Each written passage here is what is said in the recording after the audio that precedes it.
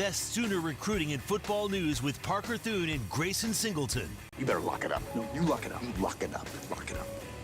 Hit the guys up on the Riverwind Casino call-in line at 405-329-9000 or text the show at 405-651-3439. Do it! Just do it! Now, with Locked In, here's Parker Thune and Grayson Singleton.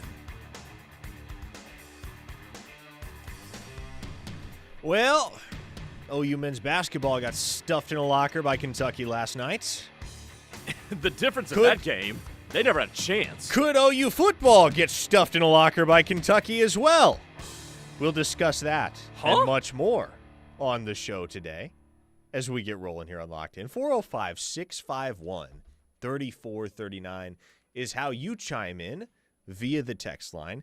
The show brought to you by Dorsey Jones GMC in El Reno. If you're shopping around, you find yourself in the market for a new vehicle, here's what you need to know, folks. Dorsey Jones, family-owned and operated, offers an outstanding low-pressure sales environment. Of course, GMC offers some of the most reliable trucks and SUVs on the road today. And here's what else you can get at Dorsey Jones GMC. Friendly service advisors, half-price oil changes on Saturdays, a staff full of people that's going to be ready to assist you before and after the sale. So make the drive out to El Reno and check in with the folks at Dorsey Jones. Thanks to Dorsey Jones for sponsoring the show on a daily basis here on the Ref, the home of Sooner fans. And yes, Grayson, the Sooners men's basketball program was indeed stuffed in a locker, by Kentucky last night. That game was never close.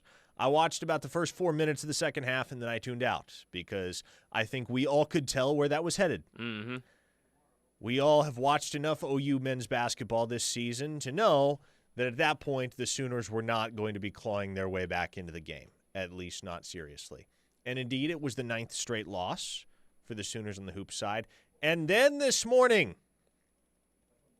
an expert prediction flies in from the great Steve Wiltfong of On3 in favor of Kentucky for one of OU's top overall targets in the 2027 class. You have any idea where this is going? No clue, but I do remember, didn't Dallas Dickerson end up in Lexington? He did not. Where did he end up signing? He was released from his LOI with Kentucky, and he signed with Georgia. Really? Mm-hmm. So that thing came full circle, huh? It did. It did. He wanted to be a Bulldog. He got the chance to be a Bulldog. So he did sign with Kentucky, though? He did sign with Kentucky. Okay, and that's where I stopped following the story. Mm-hmm. But he will be a Georgia Bulldog. Interesting. Okay. Think about it. Who in the 2027 class does Oklahoma really, really, really want that's there in Kentucky's backyard? Ain't no way. Yes, sir. Seneca Driver? Yes, sir. To Kentucky. That is what my colleague Steve Wiltfong over at On3 believes. Interesting. Will be the outcome of that recruitment. 6'7", 240 pounds. He is a Kentucky native. Danville, Kentucky. Yeah. Is from whence Seneca Driver hails. Yeah. He is the number 1 tight end in the entire 2027 class. And that's never great news when you see probably the most credible figure in the recruiting world picking Kentucky this early in the process for a kid of that caliber. So that is a thing that happened. However, here is what I will say on the Seneca Driver front. Oklahoma expects him to return to campus on March 7th for Future Freaks. Okay. Whether that happens or not, we shall see. But that is what they expect. They expect he will be returning to campus. He will be back in Norman on the 7th of March. Ben Arbuckle and Jason Witten visited him twice during the contact period. And Seneca Driver told me last week that he plans to take an official visit to Oklahoma this summer. So might he wind up staying within state lines and becoming a Kentucky Wildcat? Sure, absolutely. It's only an hour from home for him. The fit at Kentucky makes a lot of sense, especially if you want to be a hometown hero type. If you want to be the guy somewhere, Seneca Driver can be the guy at Kentucky. But I don't know that I necessarily agree with that judgment this early on that he's going to wind up a Wildcat. There is a lot of road left to run in that recruitment. Yeah, it did seem a little bit fast for a prediction like that, especially given that it's Kentucky. So even though he's an in-state kid, he's too highly prized, I think, to make a judgment that quick. Now, far be it from me to offer a critique to the great Steve Wiltfong. Don't get me wrong about that. But I agree with you in that frame. But that'd be a hell of a beginning to the Will Stein era for Kentucky. But I guess if we want to spin this forward, what do you do at tight end now? Because obviously Zach Fair's is still out there. Do you intensify your push for a guy like Titus Hawk? Obviously, you think you'll get it done with Ben Kolar down in Norman North. So, but man, that would be a shocker, to say the least, if Seneca Driver went the direction of Kentucky. Well, and also because this is a 5-star caliber player. Exactly. And, okay, if you ever talk to the kid on the phone, you can tell he's from the state of Kentucky. He has that thick drawl. He sounds like a Kentuckian. He is a Kentuckian. He's closer geographically to Kentucky than any other P4 school. But you got Tennessee in the mix. You got Notre Dame in the mix. You got Penn State in the mix, not to mention Oklahoma. They're at the top of his process.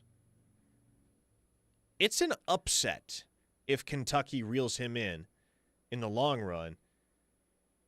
And the other aspect of it is you have to be prepared for the money to hit the table, which is why I don't know that I would be comfortable calling the race this early in favor of anybody for Seneca Driver, because things are going to change more than likely once June rolls around and financial offers are officially presented to players of his caliber on their official visits. You're talking about schools that can and will pay big money for elite tight ends in Tennessee, in Notre Dame, in Penn State, and in Oklahoma as well. Trust me, after what we've seen the last few years, and just the overall management and cultivation of that room, Oklahoma's not going to cheap out on the tight end position in the 27 cycle. So you have a little bit of a safety net, a little bit, because you do have a guy 10 minutes up the road in Ben Kolar that you feel like it would be pretty inexcusable. Nothing's ever a guarantee in recruiting, but it would be pretty inexcusable, and Oklahoma seems to realize that it would be pretty inexcusable if they allow Ben Kolar to leave city limits. So you feel really, really good about Oklahoma landing one of the blue-chip tight ends, and I'll say this much, man, they feel really, really good about landing Seneca Driver. From the Oklahoma side of things, there's plenty of confidence that, especially if they get him back to campus on March 7th, he's going to wind up being an Oklahoma Sooner. So it's a little bit of a tale of two narratives. Yeah. But now you have to ask the question, where does the disconnect in the intel come from? Oklahoma feels really good. Kentucky feels really good. I'm going to wager there might be a third school that also feels really good going into this whole thing. But when it comes to a bidding war, seeing that Oklahoma is at the top or near the top of the list of multiple tight ends who could be more than serviceable in terms of blue chip priorities, does Oklahoma want to get into a bag race with Kentucky or with somebody else for Seneca Driver? Because to me, if you're Oklahoma, even though Seneca Driver is in the neighborhood of a can't-miss prospect, you got fallbacks, two of them within state lines. Mm-hmm. And you and I talked about the redundancy if you were to bring in both Seneca Driver and Titus Hawk up at Choctaw, same body type, almost the same size. But if Titus Hawk can be a solid backup plan to Seneca Driver and you pair that with a Ben Kolar, I wouldn't mind going that direction instead of focusing a bunch of resources into a bag race for one dude. And this is where we find out, I think this is where we will find out what kind of chops Jason Witten has, because Is Jason Witten, even being an NFL Hall of Famer, these days going to be able to just pick whoever he wants at the tight end position? Probably not. When money is involved, it's not going to be that easy for him the way it might have been 10 years ago if he's taking the job at Oklahoma with the resume that he has. In a money-driven landscape, there will be more considerations in the mind of the average blue-chip tight end recruit than who is coaching me at the next level and how have they played, how have they performed over the course of their career prior to entering the coaching profession, and how much can I trust that they're going to be able to pass along that expertise and wisdom to me. That's certainly going to be a factor in the equation, but there's much more that comprises the tessellation of everything that goes into one of these decisions. And so for Jason Witten and for the Oklahoma staff, obviously at the top level you have Jim Nagy and those front office staffers that are going to be running point on the evaluation process if Oklahoma ever at any point needs to or wants to expand the tight end board. But what does the backup plan look like? What does the contingency plan look like in the event that Seneca Driver wants to stay home and play Kentucky or wants to go join the decorated lineage of great tight ends at somewhere like Penn State or Notre Dame? Because if we rewind to Jason Witten's predecessor at the University of Oklahoma, if Joe John Finley didn't land his top guy or top guys, the backup plans, generally speaking, were not stellar. You can look at the 2025 cycle as an excellent example of this. The Sooners led at one point for Dezeurn Brame, outstanding tight end from just up the road in Derby, Kansas, 2.5 hours away. They got an OV from him, but ultimately, first he committed to Oregon, then about a month later flipped to Tennessee, signed with the Vols. The Sooners had another blue-chip tight end 20 minutes down the road in Washington, Oklahoma, in Nate Roberts. Oklahoma appeared to be very well positioned there for quite some time. Then Ohio State makes a run, seals the deal, brings him home. And what was Oklahoma's fallback option at that point after missing out on Dezeurn Brame and missing out on Nate Roberts? What was the next course of action for Joe John Finley in Oklahoma? Well, we got Trey Washington committed as an athlete. We'll just stick him at tight end. And that was their lone tight end take of the 2025 class. And look, Trey Washington may turn out to be a really good player at Oklahoma. But that was not a class that satisfied anybody that was fantasizing in March and April about a class that could include one or both of Nate Roberts and Dezeurn Brame. There are plenty of good tight ends in the 2027 cycle. It's not Seneca Driver or bust. It's not Titus Hawk or bust. It's not Ben Kolar or bust. Oklahoma doesn't need any one of those three guys or the others on the board. But you don't want to get into a position where you're scraping the bottom of the barrel in June or July to try and figure out what your answer is going to be. And there's no reason that should happen with Jason Witten now. Well, yeah, not even with Jason Witten, but also with the net that you've cast and the proximity to your school that a couple of nice targets are. So if they do have to end up scraping the barrel in June and July, something has gone catastrophically wrong. Because at that point, you've lost out on Seneca Driver, you've lost out on Ben Kolar, and Titus Hawk, and Zach Fair. So that's a lot that's got to go wrong for you to be scraping the bottom of the barrel. Ultimately, here's what I think will set you up in a good position. Make your layups, hit one three-pointer, and I think you're chilling. Whether that three-pointer is Zach Fair's or Seneca Driver, which percentage-wise I guess it's not looking, at least for now, like it could be Driver, or get in a guy like Titus Hawk. I think you're still in a solid position, even if you don't get the crown jewel perceived, because we don't know how it's going to turn out. Even if you don't get the crown jewel, you're in a good spot, as long as you don't screw it up. Iceman 405 on the text line says, should have offered Cooper Alexander instead of waiting. And Iceman, I get you. I hear you on that. But let's rewind to the 24 cycle for a second. And I just want to remind everyone that at the time, there was nobody that was really tripping over Oklahoma not getting Cooper Alexander. You know why? Because they got Devon Mitchell. And at that point, Devon Mitchell wasn't a crash out yet. Devon Mitchell was the guy that reclassified, graduated high school in 2.5 years to jump on board with Oklahoma. He, at one point, when he was still a member of the 2025 cycle, was the number 1 tight end in America and a 5-star prospect. Upon reclassification, I think he wound up maybe like the number 5 or number 6 tight end in the country. Mm-hmm. Like, that was the can't-miss guy. That was the crowning achievement for Joe John Finley as a recruiter. That was the guy that, for Finley, was going to redeem a subpar class in 2023 and I guess a decent class in 2022.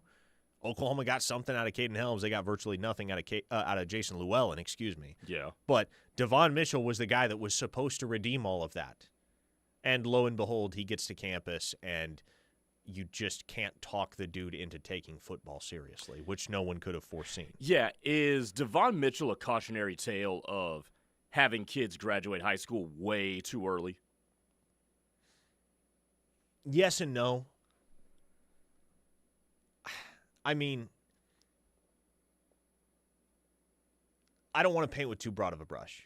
Sure. Because yeah, there are guys that graduate early. There are guys that reclassify, jump into a college strength and conditioning program. Even if they're not playing, they're showing up to college a year early just to effectively take a red shirt and prepare to contribute in what would have been their true freshman season had they not reclassified. And I think in certain cases, that's a wise decision. That's an understandable decision. I think for Devon Mitchell, with where he was at age-wise at the time, it made perfect sense because he had already turned 18, so he was old for his grade. Okay. So in technicality, it was a reclassification, but he was exactly as old as all the guys that he was going to class with that first semester at OU as well. So it's easy, though, to be able to look at it in retrospect and say, yeah, that probably wasn't the greatest thing for Devon Mitchell. There was a lot to that situation that just made it unfavorable and made it the bust that it was at Oklahoma. I don't know that decision to reclassify was the reason that the Devon Mitchell experiment unfolded the way that it did. But sure. Yeah, no, you can certainly assert that it was a contributing factor and that he wasn't ready for the demands of everything that came with being a college football player. Would another year at Los Alamitos High School out in Cali have helped him in that regard? It very well could have, but we will never know. That is an outcome that only exists in some parallel universe that is not this one. 405-651-3439 is the text line here on Locked In. More OU football and recruiting talk on the way because that's what we do here. Let's dig into Oklahoma's wide receiver board in the 2027 class coming up next. The Sooners have one commit currently at the position. There's some news there that we need to dig into. But also, after a very, very strong group for Emmett Jones in the 2026 cycle, a fourfold crop of signees that is exceedingly talented all around. How can the Sooners follow up in 2027? We'll discuss that and more coming up next here on The Ref, Thelma Sooner fans. Locked In is brought to you every day by Dorsey Jones GMC in El Reno. Dorsey Jones GMC is family-owned and operated with a knowledgeable, low-pressure sales staff here to help you through the buying process and half-price oil changes on Saturdays. Visit dorsey-jonesgmc.com for more information. For the professional, it's not enough to just possess knowledge. That's why at GMC, we seek to refine it, to wield its power, to redefine its boundaries, while pushing the limits. And we put this knowledge to the test in every GMC Sierra by engineering each one to outperform your expectations. So you know you're getting precision and durability when you need it most. And that's what makes the GMC Sierra the truck worth knowing. We are professional grade. See your Oklahoma GMC dealers. Come on down to River Bottom Nursery at one of their 2 locations in OKC. Now under new ownership, River Bottom serves both the commercial industry as well as the gardener and homeowner at both their plant and tree nursery locations. River Bottom Nursery has everything you need to make your yard paradise. Call them today, 405-735-3636, or swing by one of their 2 locations. RiverbottomNursery.com, Oklahoma City's premier tree and plant nursery.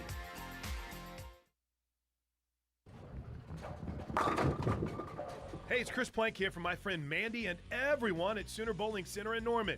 Are you looking for the perfect place to plan your group event? Sooner Bowling Center in Norman has you covered. Whether it's a school outing, fundraiser, or sports banquet, Sooner Bowl is the place. With fantastic catering options from Social Butterfly to private meeting rooms, you could bowl, meet, and eat. Spots are filling up fast. Make your next event a striking success. Visit SoonerBowl.com.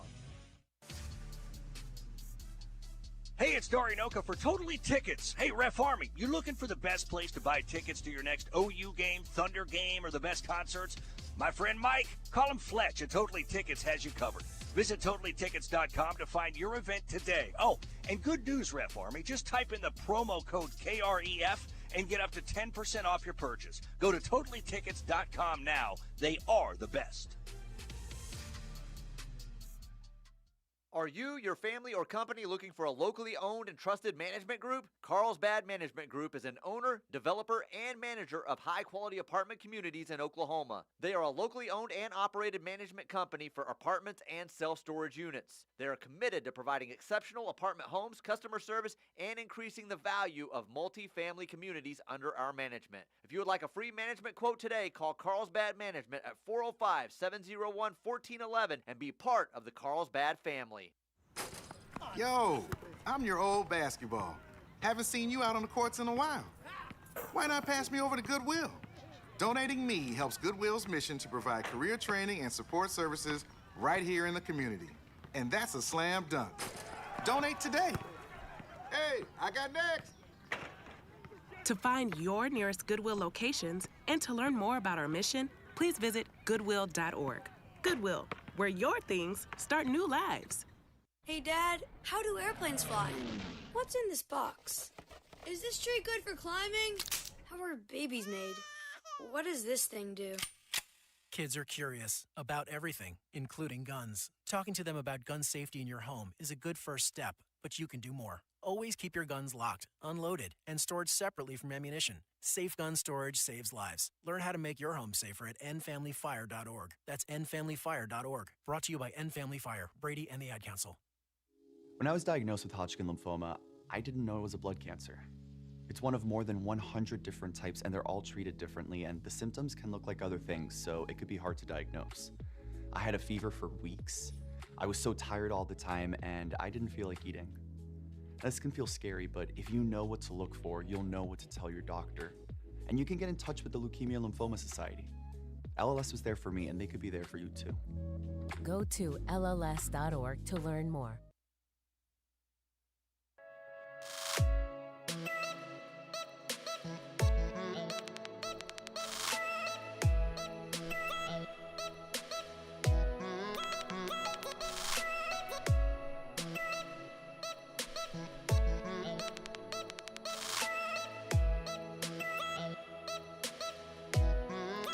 It's locked in here on the Ref.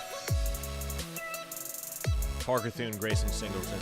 I wonder if this is going to start to become more commonplace across the sport, Grayson. Okay.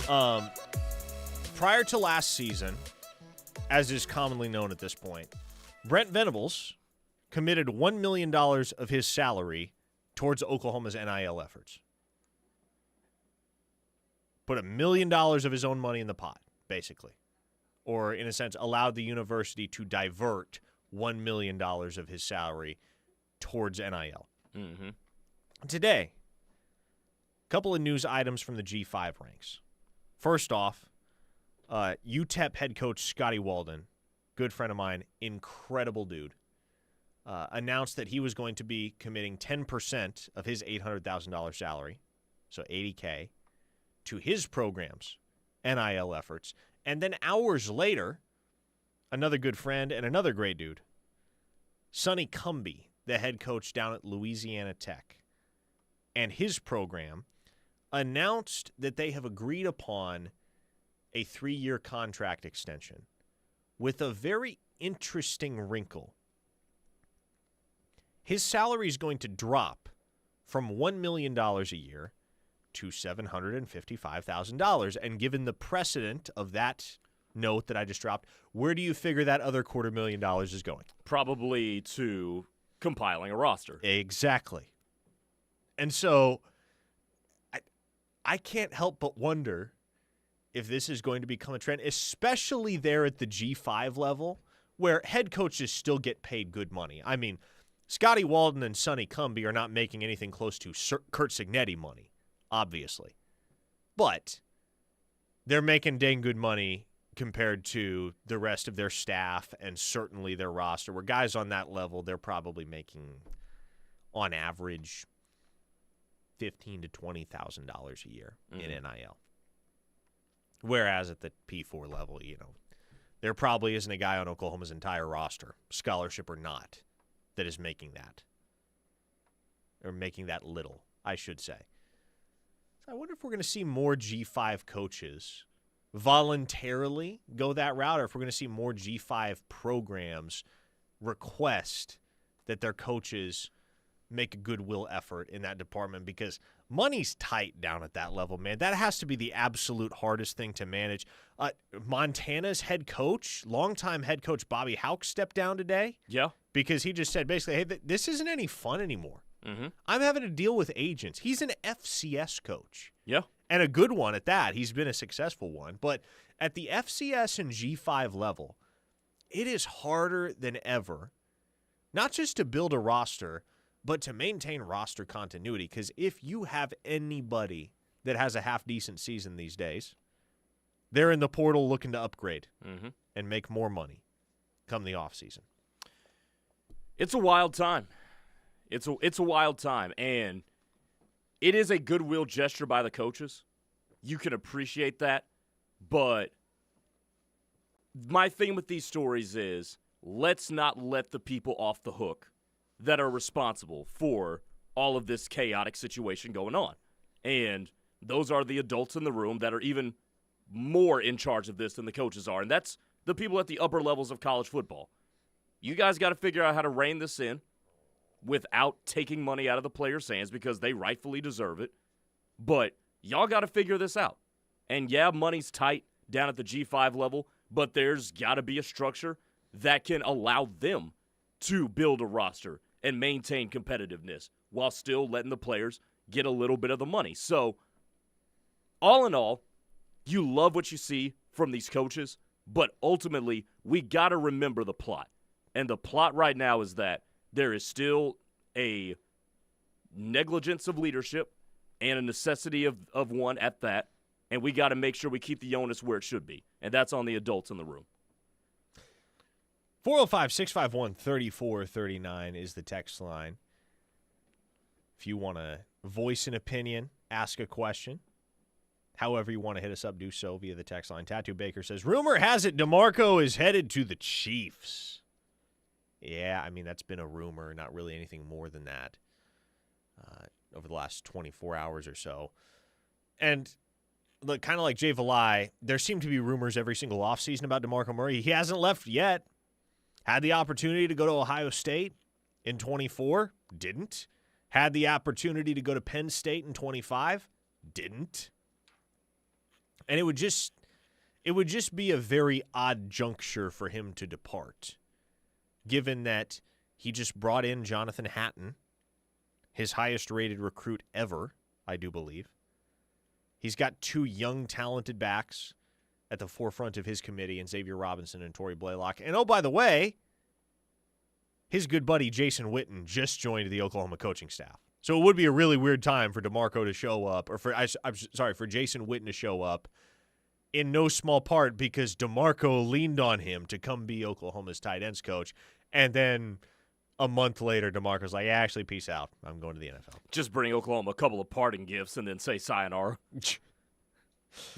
I mean, listen, DeMarco's one of those guys that whenever he wants to walk away, and I think we've had this conversation before, whether he leaves for another job or just retires from coaching, he's probably not long for the coaching profession in general. He's not a guy that's probably still going to be coaching when he's 55, 60, because he's had his fun. He's made a lot of money, and at this point, he's coaching more so for the love of the game than for the necessity of the salary that he's being paid. But if and when DeMarco Murray is ever ready to step away from the University of Oklahoma, I tip my cap to him. He is the second longest tenured assistant right now on Oklahoma's staff, behind only Bill Bedenbaugh. He's given 6 years to this university, and along the way has spurned offers to go work at USC, Ohio State, Penn State.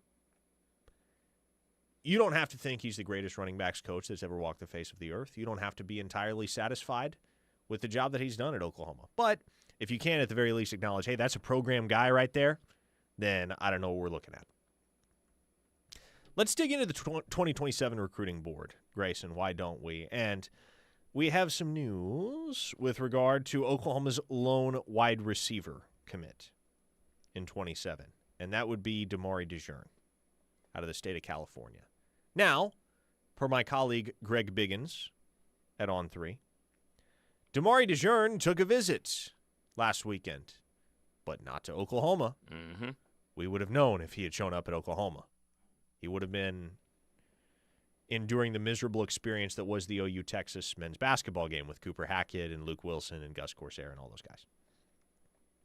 But no, instead, he was on campus with UCLA last weekend.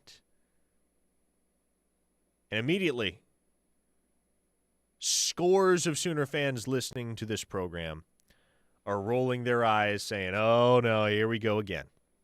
A commit visiting other schools. And Demare Dezeurn committed early. Mm-hmm. He's a top 100 player in the country.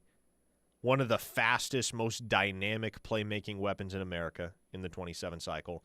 And he's from the state of California. He's committed to Oklahoma. What are the schools out west going to think when they see a kid that commits that early to a school that is 2 time zones away? What's Oregon, USC, Arizona State, programs like that? What are they going to think about Demare Dezeurn? Still open season on that kid. Yep, exactly. We'll keep swinging. It's a long way to go. That's what's going through their collective mind. Yeah. And so he's been committed since September 9th.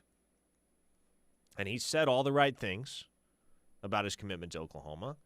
But if he's visiting other schools, you do have to concede, okay, there's a possibility that things could start to heat up between him and some other school down the stretch. Can't get too attached to Demare Dezeurn. Now, maybe he checks out another couple schools, decides, no, Oklahoma's where I want to be. It happened last cycle with Daniel Odom, another Cali kid. So, we've seen, regardless of which of the two outcomes we get, we've seen both of these movies before. We've seen other visits lead to a decommitment and kid signs elsewhere.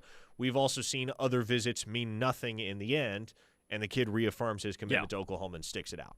So, what happens long-term with Demare Dezeurn? I don't know, man. But what that suggests, if nothing else, is that Oklahoma's got to get the gears turning with some other wide receiver targets in this 27 class, because you don't want to have too many eggs in the Dezeurn basket if he's going to be entertaining the advances of other schools. Yeah, and before we get to some of those, I will say this. If those other West Coast schools are seeing that he's going to take a visit to UCLA, everybody else is going to be emboldened to try to get him onto campus. The Oregons of the world, Washington, hell, Arizona State, obviously USC is right there next to UCLA. So this story isn't going to go anywhere. Demare Dezeurn, I believe, is going to be fielding advances for the next couple of months. You just have to see if Oklahoma can stave off everybody, but the charge is coming with Demare Dezeurn, because if UCLA can get him on campus, Oregon, USC, all those other schools are going to be like, well, hell, why can't we get him on campus if UCLA, that just turned over its staff, can do that? So this story isn't going anywhere. And I did halfway make a mistake there. I called Demare Dezeurn Oklahoma's only wide receiver commit. Trayvon Hall is also committed to Oklahoma. And though he is technically designated an athlete, the plan is for him to play receiver at OU. So you do have Trayvon Hall in the class as well, but kind of the same conversation right now with Hall, right, where he's taking other visits. And I was gonna say, I don't think it's necessarily, and I'm not accusing you of dropping, information that you're not supposed to, but it is interesting that you did kind of leave, subconsciously leave him out there, because Alabama has now come calling for Trayvon Hall, and obviously you can get a little bit kind of hairy with that situation. It's like, well, if Alabama's starting to come call, do we really think this one is going to stick? Yeah, I mean, I'll just put it this way. I don't know for a fact that Dezeurn sticks it out with Oklahoma, but I am significantly more confident he is in the signing class than I am that Trayvon Hall is in the signing class. I just you cannot allow yourself to get attached to a kid that's from Tuscaloosa Central High, is in Alabama's backyard, has an offer from the Crimson Tide, and also has Florida and Ole Miss and Auburn and half the rest of the SEC chasing his commitment. Now, that said, Oklahoma was active in the contact period, touching base with other wide receiver targets. They visited Trey Moore out of Pflugerville, Texas. Legacy kid here. Some of you older Sooner fans may remember his father, Eric Moore. He played quarterback at Oklahoma in the mid-'90s. I believe the majority of his action came in the Howard Schnellenberger year, if memory serves me correctly. Now, that is a kid that, although he is an OU legacy, his recruitment's kind of been all over the map. There doesn't seem to be a clear lean there, whether to OU or elsewhere, and there are many other schools in the mix. If you ask me whether Trey Moore winds up in the signing class, I would lean more in the direction of saying no than yes right now. Okay. I don't sense that the legacy factor means a ton there. It probably would mean more if his dad had been at OU during some of the glory days, but he played at OU in the mid-'90s when they sucked. Yeah. So it was not the greatest of times at the University of Oklahoma at that point. They visited with and offered four-star Texas Tech commit Benny Easter. Okay. Out of Humble, Texas. So Torrey Blaylock's old neighborhood there.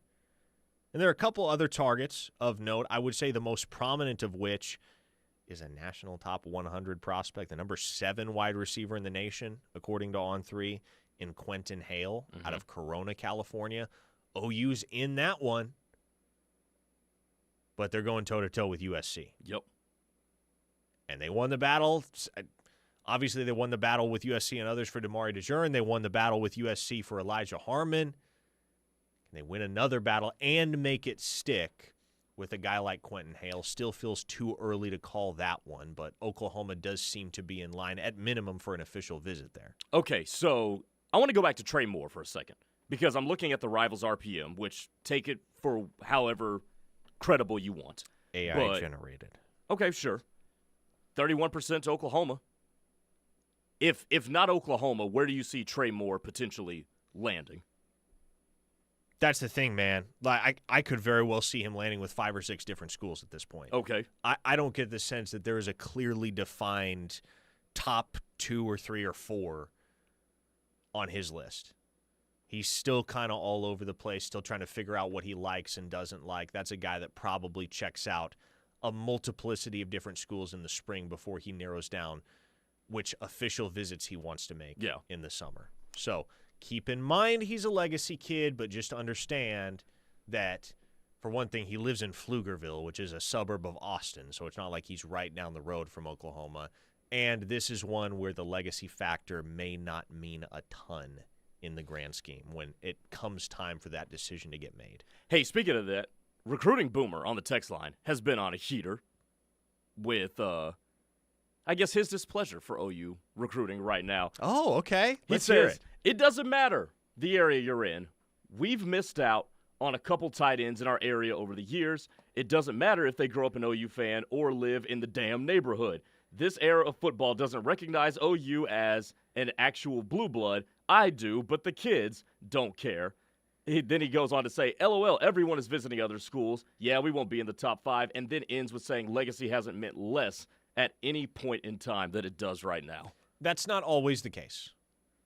the legacy component does at times factor quite significantly into the equation for a recruit. If they know that, if their parents attended school or their dad played at a given school and they grew up watching the program, they grew up rooting for the program, then they're going to be enamored with the offer from that school if ever it comes. And there are kids over the years that have committed to Oklahoma and signed with Oklahoma in no small part due to the legacy factor. There are plenty of other legacies that have also chosen to play elsewhere. Caden Durham, for instance, very conspicuous, a double legacy kid. Both his parents ran track at the University of Oklahoma, and he wound up signing with LSU. So it's not automatic and never will be. What does mean less at any point in time, or I should say, what does mean less now than it has at any point in time, is tradition and prestige and history. And it still means a ton to certain kids. Like if you hear Oklahoma's lone signee of yesterday's National Signing Day, LeBron Bauer, the 3-star cornerback out of Allen, Texas, if you hear him talk about why he committed to Oklahoma, that's huge for him. The prestige and tradition of the University of Oklahoma. But he's in the minority in this day and age. In this day and age, more so than ever, decisions are dictated by the almighty dollar. It's just how it is. Yeah, and I think Oklahoma is in a dicey spot in this conversation. I know we got to get to break, so maybe we can carry this over to the next segment. But Oklahoma's in a dicey spot with this, and I think it goes to something that Recruiting Boomer said, is that, he can recognize Oklahoma as a blue blood. It is an indisputable fact that the Sooners have not won a national championship in a quarter century. That is also true. I do think that does play a role into how current 16, 17, 18-year-olds are going to look at Oklahoma when, in their lifetime, LSU's been one of the cool teams and has won 3 national championships since 2000.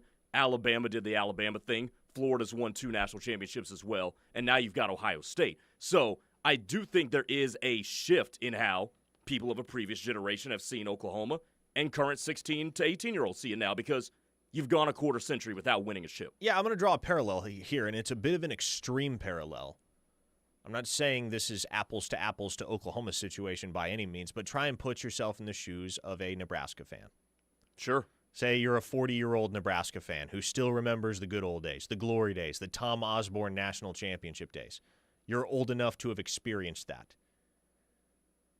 If you foolishly trick yourself into believing that 17 and 18-year-old kids are as cognizant of all of that, the history that exists at Nebraska, as you are, then no doubt you're going to be pissed when your program year in and year out is unsuccessful in getting to the table, getting a seat at the table with elite talent because they just don't see Nebraska as a blue blood. Yeah. It is a blue blood.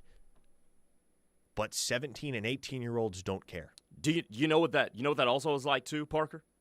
It's how people my generation see the Dallas Cowboys. Yeah. People of my pop's generation will tell you, hey, Dallas Cowboys, America's team. People our age are going to be like, what the hell are you talking about?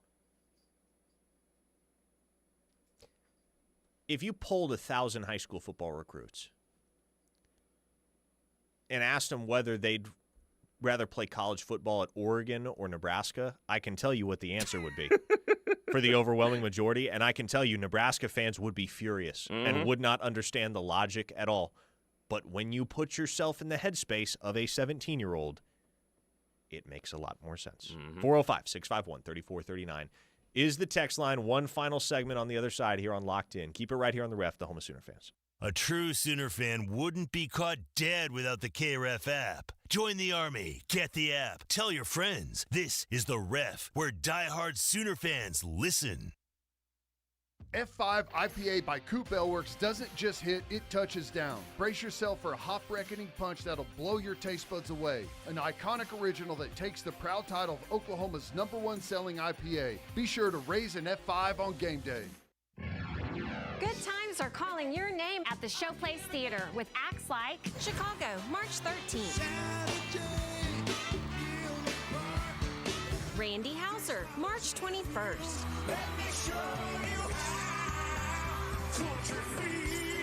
And Nate Smith, March 27th.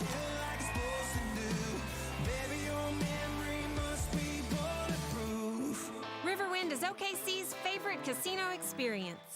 The Ref is the home of Sooner Diamond Sports this spring. From Patty Squad in search of another natty. Swings and hits it deep to center field. Are you kidding me? Sooner Magic in Oklahoma City. And Skip Sooner's sight set on Omaha. Back to the track, to the wall. Gone! It's off the scoreboard. The Ref has you covered. Catch Sooner softball season opener Thursday night at 7:15 with pregame at 6:45 on the Ref and worldwide on the KREF app. Life is yours to spend. Spend it expanding your balance. Spend it expanding your mind. Spend it wondering what comes next. Spend it trusting that God has a plan. Spend it taking small steps in your own life. Spend it making a big impact on someone else's. First United Bank. Spend life wisely. Feeling stuck in your current home? Now is the best time to make a move. Home Creations is making home ownership more affordable with low interest rate opportunities and special financing. Don't wait. Live like a champion today. Call Holly at 405-364-9999 to find your dream home. 364-9999 means Home Creations. Imagine a backyard designed just for you. With Signature Custom Pools, luxury meets craftsmanship to create your outdoor retreat. Every detail is tailored to elevate your lifestyle. Whether you're celebrating special occasions, making lifelong memories, or escaping to a quiet oasis, their experienced design team brings your vision to life. Plan now so you can be swimming and making memories soon. Call 405-898-9098 for your free consultation or visit signaturecustompools.com. Signature Custom Pools. Experience the signature touch. Belmar Golf Club offers a whole new world of recreation and excitement. Our Junior Olympic-sized swimming pool offers a family-friendly atmosphere with poolside food and beverages perfect for all types of summer pool parties. In addition to the best golf course in Oklahoma, Belmar is also a great place to hold corporate and fundraising events, as well as magnificent and memorable wedding ceremonies. Call 405-364-0111 or stop by 1025 East Indian Hills Road and check out our first-class facilities and exceptional service. Did the recent storms damage your home and roof? Call All-American Roofing today. All-American Roofing has been repairing and replacing roofs for over 40 years and is a second-generation locally owned roofing company. They are also a Google-guaranteed contractor and offer free inspections. Our roofers are GAF Master Elite contractors with a BBB A+ rating. Call All-American Roofing today at 405-787-0400. All-American Roofing, the best roofing company in Oklahoma. 405-787-0400. Touchdown, Schooner time. Raise a can of Schooner All-American Ale brewed by Coop Ale Works, the official craft beer of OU Athletics. Join the 82,000 OU faithful cheering in the stadium no matter where you are, celebrating a Sooner win. Boomer!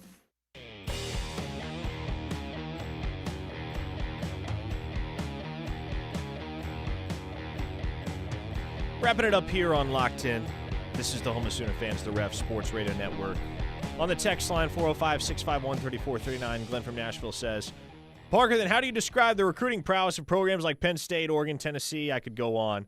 Those programs haven't won a national championship in many years, and in the case of Oregon, never. Oh, yeah, I guess money. Exactly, Glenn. I mean, you kind of just made my point for me. And money matters more than it ever has in 2026, and everything else matters less. And that is why Oregon is going to go toe-to-toe with a school like Nebraska. And in the majority of recruiting battles that those two schools fight, the Ducks will come out on top because although Nebraska has a considerably lengthier history, a tradition of excellence, championship trophies in the trophy cases, that really doesn't matter in 2026 to the average 17-year-old. They want to know they and their family are going to be taken care of financially, and they're going to be able to play in front of big crowds in meaningful college football games. And, again, this is coming from the basis of put yourself in the mind of the 17-year-old. Mm-hmm. What is what happened in the 1970s going to do for him? Nothing. I mean. Nothing. That's the thing. And, honestly, that's going to be exacerbated by the fact that Indiana just won a national title. That, too. Because if that isn't your first clue that the old guard has become vulnerable, well, it ought to be your second clue. Yeah. A school like Indiana couldn't have won a national title in the 70s, the 80s, the 90s, the 2000s. But a school like Indiana can win a national title in 2026. And also another reason to say why tradition, not just at Oklahoma and Nebraska and, however many other schools, means less, is because that's totally different worlds. Like the world that all of these traditions and the blue bloods, even though it's not irrelevant, that world is so different than it is now. So you're going to have to reestablish yourself. Everybody's going to have to reestablish themselves across the board along a new barometer that is 2026. You can't hang on to the 1980s anymore. Oregon is a good example of this. Yes, they can pay people, but you know what else? You know what else Oregon has going for them? All those uniform combinations look pretty cool. And insane facilities. You know what that helps with? These kids' brands. Yeah. Like, I'm sorry to the Steely generation, but these kids are brands. Stuff is expensive these days, and if they can make some money off of being cool, they're going to make some money off of being cool. Same thing with freaking Texas Tech, right? I mean, I met Joey McGuire, talked to Joey McGuire 2 or 3 weeks ago now, and he was saying, yeah, look, obviously, we're going to pay guys. It's pretty well documented that we're going to pay guys. Mm-hmm. But guess what else? You get out there and you see our $275 million football training facility, you're going to want to be a Red Raider. It ain't just about the money. Yeah. I saw this tweet as we wrap up here. I saw this tweet earlier today from David Hale of ESPN. It's about Florida State. Florida State's Week 1 quarterback will be its 7th different starter in its last 29 games. In the 27 games since Jordan Travis was injured down the stretch in 2023, which led to Florida State getting left out of the college football playoff field, the Noles are 9-18 with a total QBR of 50.5. Those quarterbacks have 75 touchdowns and 45 turnovers. In the 27 prior games with Travis, 22-5, QBR of 78.1, 130 touchdowns and 24 turnovers. So anecdotal evidence there. But what that illustrates is that having a quarterback who can win football games matters. Yeah. And as it pertains to Oklahoma, man, I'm immensely curious to see what the picture looks like in that QB room beyond 2026. Mm-hmm. Because John Mateer is your guy for one more season. And John Mateer is a winner. John Mateer was not always spectacular. John Mateer was not always consistent in 2025. But he was good enough that Oklahoma won 10 games and made the college football playoff. He is a winner. When John Mateer's time has come and passed at the University of Oklahoma, who's going to be that guy? Is it Bo Bentley? Is Bo Bentley ready? Will he be ready in year 2 to step into that role? Do we maybe get an unexpected breakout from a Whit Neubauer or a Jet New, and one of those guys is poised to take over as Oklahoma's starter in 2027? Do the Sooners find it necessary to go back to the transfer portal this coming offseason and find a one-year stopgap type guy to take the reins until they feel that Bentley is objectively, beyond a shadow of a doubt, ready to seize the reins in 2028? But this is the one thing that I would offer in that regard, is that whoever Oklahoma's next quarterback is after John Mateer, you got to make sure he's a winner, man. And that, I think, is what gets me excited about Bo Bentley. Not that he has this wondrous arm talent, which he does. Not that he has this outstanding athleticism, which he does. It's that in that kid's entire high school career, he lost one game as a starting quarterback. So if I'm going to bet on a guy, it's never a sure thing these days with quarterbacks, the way that their development in many cases has been stunted coming out of high school. If I'm going to bet on a quarterback to be successful at the collegiate level, give me a guy who has won and won a lot throughout his high school career. 100% agree. Can't Can't argue with that at all. Hey, one last text. Wisecracker says, you guys make me sad at how dumb you think these kids are these days. I've had the chance to be around high school female athletes just because of my daughter, and they aren't just dumb. I don't think we said any kids are dumb. Never said nor insinuated that, Wisecracker. No, we just say they care about different things. Mm-hmm. And believe me, I'm around high school kids all the time. Caring about They are not dumb. Yeah, caring about your family's financial flourishing instead of paying attention to what a college football program was doing in the 70s and 80s does not make you dumb. I think that makes you the opposite. Not by a long shot. Folks, it's been a fun show. It always is. We will do one more of these before the weekend, same time, same place tomorrow. And then the KREF bowling tournament will follow. Friday is just a day away, folks. We'll see you then. For Grayson Singleton, I am Parker Thune. Don't go anywhere. The Rush is next.